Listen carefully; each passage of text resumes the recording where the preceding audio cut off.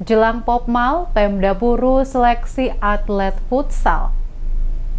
Pemerintah Kabupaten Buru terus mempersiapkan para atletnya untuk diterjunkan pada Pekan Olahraga Provinsi Maluku keempat yang dijadwalkan berlangsung November 2022.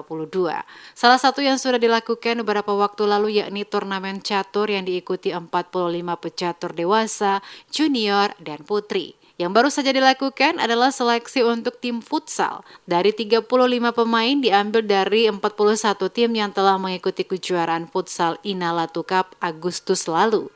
Nantinya tim akan menyeleksi sehingga nantinya hanya terpilih 16 orang pemain yang masuk dalam tim futsal Kabupaten Buru di Popmal. Penjabat Bupati Buru Jalaluddin Salampesi saat membuka seleksi atlet futsal yang berlangsung di lapangan futsal Tugu Tani Namlea pada Kamis 15 September meminta kepada tim seleksi objektif menyeleksi para pemain yang mumpuni karena mereka nantinya akan membawa nama baik Kabupaten Buru.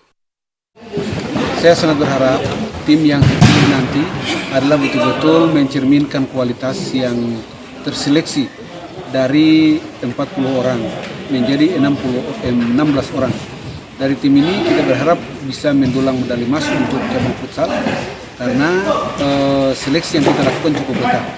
Selain itu kita sangat berharap anak-anak menjaga stabilitas kesehatan, berlatih terus, meningkatkan performa terbaik untuk nanti tanding di Popmal nanti.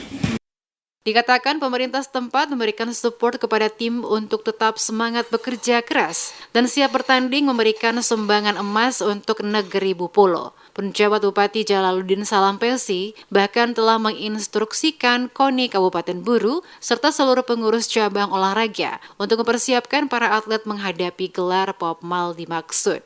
Hadir mendampingi penjabat Bupati staf ahli Nawawi Tinggapi, Kepala Dinas Kabupaten Buru Norman Hamzah, Kabak Humas Sekretariat Pemda Buru serta panitia.